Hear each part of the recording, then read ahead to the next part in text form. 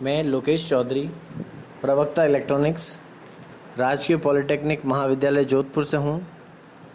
आज हम electronics fibre के subject code 206 wave propagation and communication engineering की second unit EM wave propagation के sub topic 2.3.5 ionospheric absorption and disturbances तथा 2.3.6 sub topic atmospheric noise को discuss करेंगे। तो आज हम स्काई वेव प्रोपेगेशन के दो सब टॉपिक हैं, आइनोस्फेरिक एब्जॉर्प्शन डिस्टर्बेंस और एटमॉस्फेरिक नॉइज़, इनके बारे में चर्चा करेंगे। आइनोस्फेरिक एब्जॉर्प्शन डिस्टर्बेंस के अंदर आयन मंडल में जब स्काई वेव प्रोपेगेशन होता है और स्काई वेव आयन मंडल से गुजरती है, तब आयन मंडल द्वारा जो ऊर्जा का अवशोषण होता है तथा आयन मंडल द्वारा जो कम्युनिकेशन में डिस्टर्बेंस उत्पन्न होता है, उसके बारे में हम चर्चा करेंगे। तो जब स्काई वेव आयनोस्फीयर से गुजरती है तो मुख्यतः दो प्रकार के डिस्टर्बेंसेस होते हैं, एब्जॉर्प्शंस होते हैं और ऊर्जा का अवशोषण होता है। उसमें जो पहला मुख्य कारण है वह है SID यानी सडन आइनोस्फेरिक डिस्टर्बेंसेस, और दूसरा है आइनोस्फेरिक स्टॉर्म्स, आयन मंडल में उठने वाले तूफान हैं, उनके कारण भी डिस्टर्बेंस होता है। जो फर्स्ट है SID सडन आइनोस्फेरिक डिस्टर्बेंस, उसके बारे में हम चर्चा करेंगे। हम सबसे पहले जानेंगे SID क्यों होता है। सडन आइनोस्फेरिक डिस्टर्बेंस का अर्थ यह है, सडन मतलब अचानक से आयन मंडल में जो विक्षोभ उत्पन्न होते हैं, उनके कारण स्काई वेव प्रोपेगेशन में डिस्टर्बेंसेस होता है। इसमें SID का जो मुख्य कारण है वो सोलर फ्लेयर्स हैं।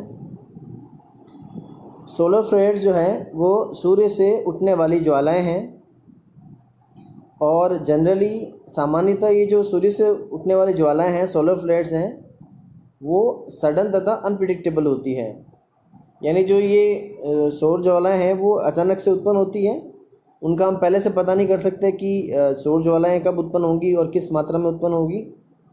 तो ये सडन अनप्रिडिक्टेबल होती है, इनके कारण ये सडन आइनोस्फेरिक डिस्टर्बेंसेस उत्पन्न होते हैं। जैसा कि हम जानते हैं कि आयन मंडल में जो आयनों का निर्माण होता है वो सूर्य से आने वाली जो ऊर्जा है, सनलाइट है, उससे आयनों का निर्माण होता है।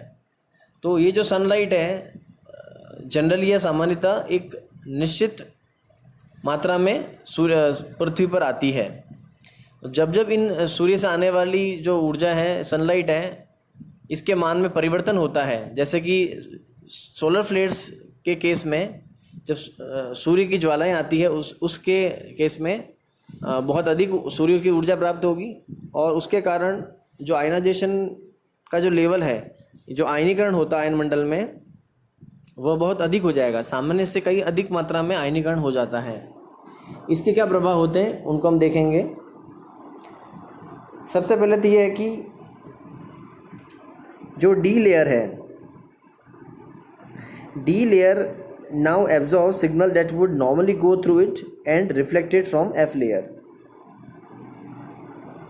So these solar flares increases ionization density right down to the D layer.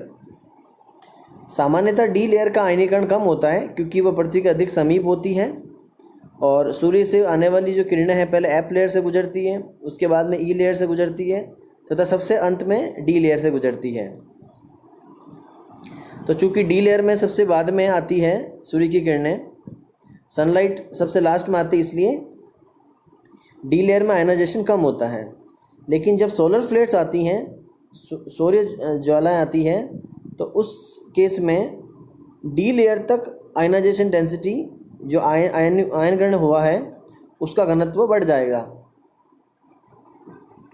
तो जो सामान्यतः पहले जो सिग्नल हम पृथ्वी से भेजते थे और वह डी लेयर से गुजर कर एफ लेयर तक पहुंच जाते थे और एफ लेयर से रिफ्लेक्ट होकर वापस पुनः पृथ्वी पर लौटते थे, वह एफ लेयर से पहुंचने से पहले ही डी लेयर द्वारा एब्जॉर्ब हो जाते हैं। तो डी लेयर उनको अवशोषण कर लेगी जो सामान्यतः एफ लेयर तक पहुंच के रिफ्लेक्ट होते थे। तो इसके कारण लॉन्ग डिस्टेंस कम्युनिकेशन है वो कम्प्लीटली डिसअपियर हो जाती है। So long distance communication disappears completely. उसका कारण यह है कि लॉन्ग डिस्टेंस कम्युनिकेशन जो है वो एफ लेयर से परफॉर्म होता है, क्योंकि एफ लेयर जो है वो सबसे वायुमंडल में ऊपर होती है, आयनमंडल की सबसे ऊपर की परत होती है।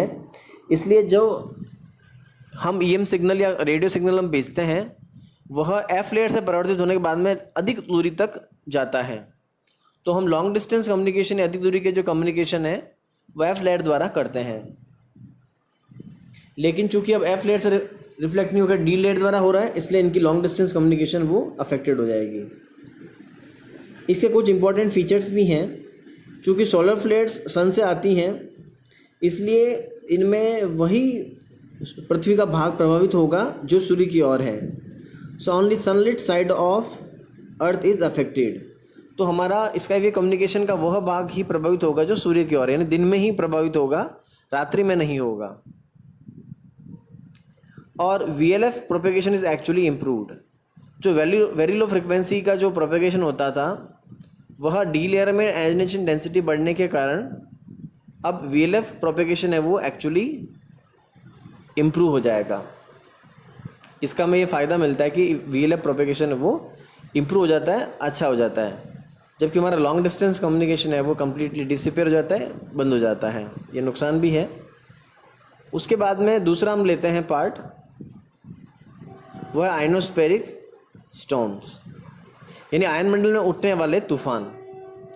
आयनमंडल में उठने वाले जो तूफान हैं वो उसका जो मुख्य कारण है वह है कि सूर्य से जो पार्टिकल एमिट होते हैं उन पार्टिकल में ज़्यादातर सामान्यतः अल्फ़ा तथा बीटा रेज होती है, और अल्फ़ा बीटा रेज से जो particles alpha beta raise particles जो आते हैं सूर्य से एमिट होते हैं, जो उनके कारण आयनोस्फेरिक स्टॉर्म से आयनमंडल में तूफान उठते हैं।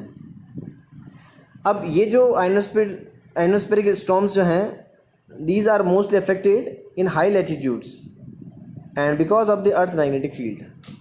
तो हाई लैटिट्यूड्स पे जो अर्थ का मैग्नेटिक फील्ड है उसके कारण आयनोस्फेरिक स्टॉर्म्स है उनको ज़्यादा प्रभावित करते हैं। तो ये हमारे आयनोस्फेरिक एब्जॉर्प्शन डिस्टर्बेंसेस से रिलेटेड मैटर हो गया। इसके बाद में हम देखते हैं एटमॉस्फेरिक नॉइस। अब एटमॉस्फेरिक नॉइस है वो भी स्काई वे प्रोपेगेशन को प्रभावित करती है। एटमॉस्फेरिक नॉइस में है स्टैटिक नॉइस, इसको स्टैटिक नॉइस भी कहते हैं, एस्ट्रोनिक नॉइस को। Atmospheric noise is due to the flash of lightning in the atmosphere. जब बारिश के मौसम में बहुत ज़्यादा लाइटनिंग या आकाशीय बिजली चमकती है तो उसके कारण वायुमंडल में एटमॉस्फेरिक नॉइस है वह उत्पन्न हो जाती है, और ये एटमॉस्फेरिक नॉइस भी जो स्काई वे प्रोपेगेशन को अफेक्ट करती है। Now the lightning generates an impulse noise that has the greatest magnitudes at 10 kilohertz and it is negligible at frequency greater than 20 megahertz। यह जो एटमॉस्फेरिक नॉइस है ये लाइटनिंग के कारण जनरेट होती है और ये एक इम्पल्स प्रकार की नॉइस है। इसका जो मैग्नीट्यूड है वह 10 किलोहर्ट्ज़ पे सबसे ज़्यादा होता है और 20 मेगाहर्ट्ज़ पर या उससे अधिक आवृत्ति पर यह नेग्लिजिबल हो जाता है।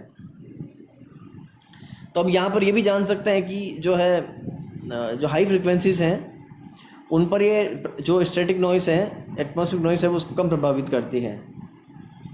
इसलिए हम ये देख सकते हैं कि जो एटमॉस्फेरिक नॉइस है वो लो फ्रिक्वेंसी सिग्नल को कम प्रभावित करती है तथा हाई फ्रिक्वेंसी सिग्नल को अधिक प्रभावित करती है। इनफैक्ट सिग्नल्स अबाउट 20 मेगाहर्ट्ज़ और 20 मेगाहर्ट्ज़ आर अनफेक्टेड। तो एटमॉस्फेरिक नॉइस 30 मेगाहर्ट्ज़ से अधिक के सिग्नल को, या जो ऐसे रेडियो सिग्नल जिनकी आवृत्ति 30 मेगाहर्ट्ज़ से उससे अधिक है, उनसे वह सिग्नल जब वो प्रभावित नहीं होता है। एटमॉस्फेरिक नॉइस इसको प्रभावित नहीं करेगी।